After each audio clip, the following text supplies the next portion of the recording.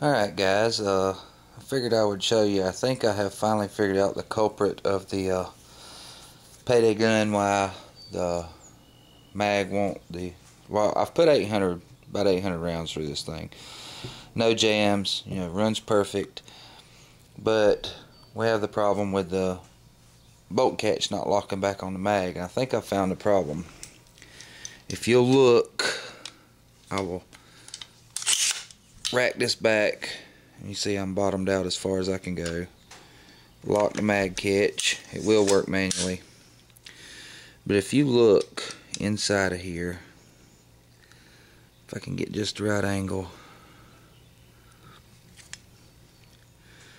I have very little, I mean it's like thousandths of clearance on that bolt catch. And if I pull back on the charging handle, you can see that it just barely has enough catch for that, and this has got it all the way bottomed out as far back as this charging handle will go. I just have very minimal clearance on the bolt catch in order to catch it. And while I was looking, went and shot a bunch of ARs and went to a AR shoot, tactical rifle shoot yesterday, and I noticed that on every AR I seen, they had, ½ inch to 3/4 of an inch gap between their bolt and their bolt stop. So what I'm thinking is the reason why this buffer is getting so chewed up is because this buffer tube is not long enough. I bought this whole kit from Omega Tactical, and it came with, the buffer spring, buffer tube, castle nut, backing plate, and everything. And I'm thinking, because when I've got this back, it's bottomed out. As you can see, it has very minimal clearance. I mean thousandths. And if any of y'all guys have got ARs, y'all know, y'all can look and see that you've got a pretty big gap, about like so, between where your bolt bottoms out and where your mag catch actually comes up. I think that's the problem, is because I think this is so shallow that the buffer is slamming against the back here and slamming back forward, causing it to be chewed up. I will take the rifle apart right quick and show you.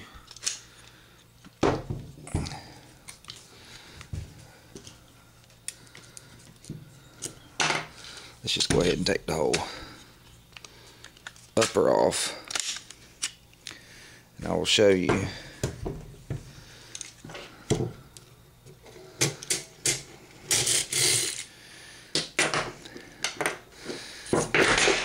When I noticed, I looked at the bottom of the buffer, and you see that? I don't know if you can get a good view of that. It's slamming against the bottom. It's bottoming out on the buffer tube. I think that's what's causing it to go forward, be out of time a little bit, and slam up against the retainer. This little retainer, where it's not damaging the retainer pin, it's chewing up that buffer. And both of these I ordered from Omega Tactical. I'm not trying to slam them by any means. I haven't yet to contact them. And the only reason I'm doing this video real quick is to compare. Because today my wife wanted me to help her put together her lower. And I won't have access to the parts. But on their website it clearly states that it's an Omega Tactical buffer tube. Where when I bought my kit a few months back, it came with everything packaged in one bag, and when hers came in, we had the castle nut and backing plate in one bag, and the buffer tube in another bag, and the buffer spring by itself. But I don't think this is an Omega Tactical buffer tube, because this is what came in hers.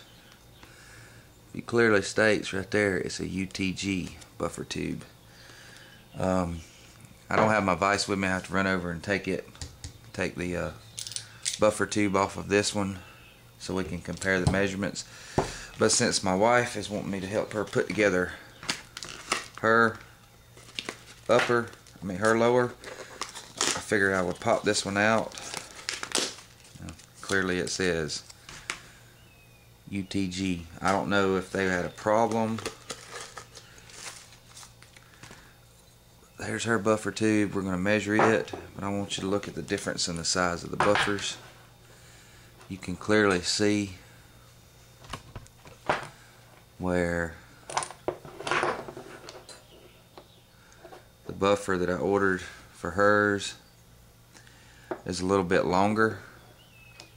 All this, like I said, came in one package. I'll try and square them up, but her buffer is actually longer just by a little bit, and I can get the calipers out and measure it, but you can visually see that hers is actually longer. And I actually tried hers in my rifle, and her buffer and spring set so far forward that it wouldn't even clear my release, my bolt catch. And if you look at the springs,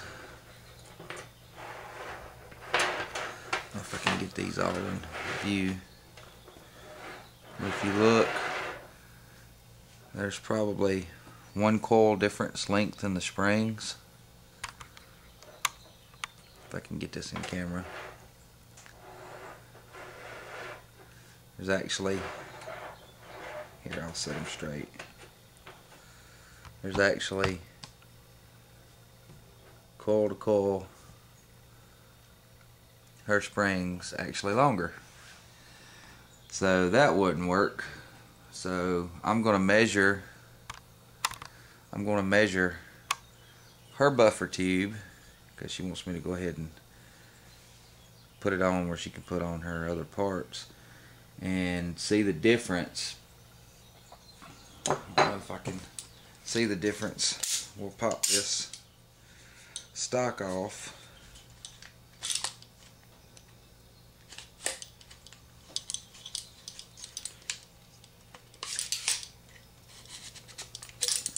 I don't know if I can compare the difference.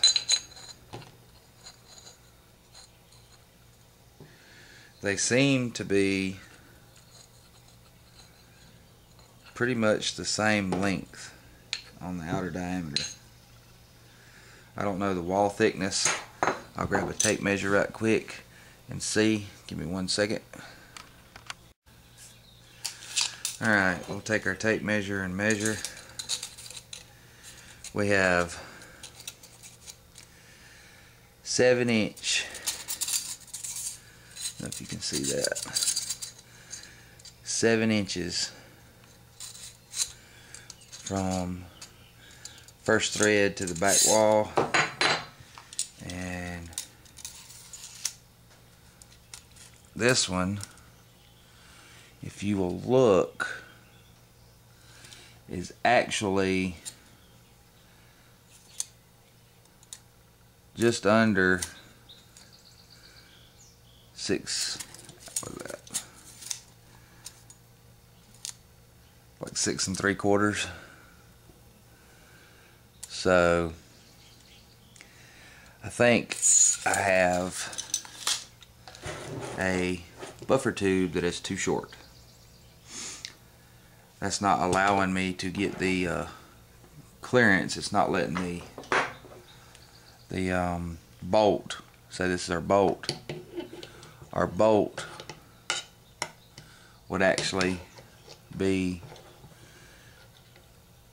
just barely clearing that bolt stop, where on all the other ARs I've seen, they had at least a gap like so or larger.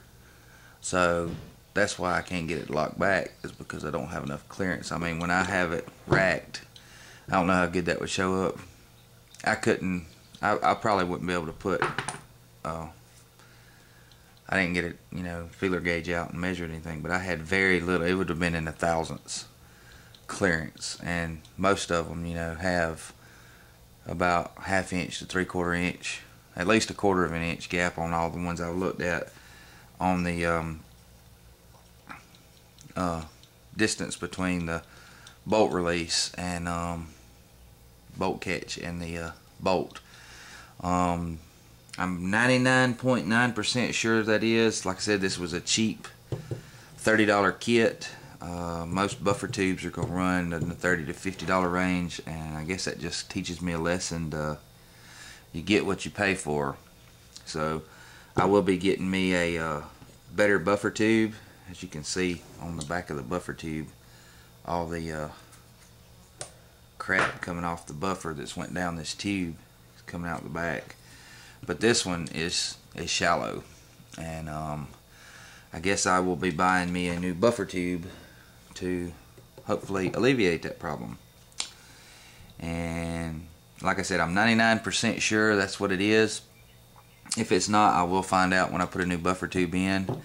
You don't have to take my word for it. Any of y'all AR guys, take your AR and rack the bolt back and see when it bottoms out. If you don't have a pretty good gap, at least 1/2 inch to 3/4 of an inch gap between your bolt face and the bolt release, where mine was just thousandths. And I think this is the cause. I did look at it and see where the UTG, and like I said, I'm not trying to slam UTG because I don't really know. This one is supposed to be an Omega Tactical, and it didn't come in this kind of packaging. It came in a loose bag, and it was supposed to be a highly polished, where this one is not polished. This one on the inside is polished. It's a lot smoother, but it's shallower. And so I'm going to do that and see, but I don't know. I think I might actually contact Omega Tactical and tell them that I have a out of spec buffer tube. I'm going to pull the specs up because I'm not 100% on what the specs are, but like I said, there's a 1/4 inch difference just in this UTG buffer tube that are actually notorious for being shallow. And you can pull it up on threads. That's what I've seen. That everybody. This is the first one I've had experience with. But they said they're notorious for being short, the inside diameter. So that just goes to show you. I guess there's so many people making AR parts nowadays that I guess Mil-spec's not actually Mil-spec. It's whatever spec they want to build. But enough about that. We'll go put her buffer tube in on hers. Like I said, I'll measure that again one more time and show you. Hers is alright, all the way in, bottomed out. We're looking at, I mean, just a hair over 7 inches. Where mine do the same thing, bottom out. We're under, it's almost a 1/4 inch shorter. So I'm thinking that's why it's not giving me enough play to for the bolt catch to catch every time. I guess that's where I got her sporadic. Because you know, I tried every mag, and every once in a while it would lock back. Sometimes it would, sometimes it wouldn't, but most of the time it wouldn't. But I think that's what's happening. That's bottoming out and then slamming back forward, causing that to get so chewed up. So we'll get us a new buffer tube, a new buffer, and we'll go from there. Who'd have thunk it? We'll see. Do some more research. Alright, now I can show y'all what this is supposed to look like. If you look and see up inside there, see how big of a gap we've got? And this is the lower with the longer spring and the longer buffer, and you see what a gap we've got. So I think that was my problem all along. So I just gotta order me a new buffer tube, and we will be right as rain. Still gonna contact Omega Tactical about that, because I do believe, like I said, that hers was a good about a half an inch, whatever this distance is in the, as you can see, the distance between the bolt, like one with mine, you only had just barely a little bit of gap like that where it was almost touching the bolt, but this one will go all the way back. So just be careful what you buy. I can say that I cannot recommend Omega Tactical's buffer tubes, because evidently they're not Mil-spec, and I'm going to pull it up online and see exactly what the length of these buffer tubes are supposed to be for carbine and mid-length system. But I think we do that, we won't have no more problems with the payday gun. Alright, I'm gone.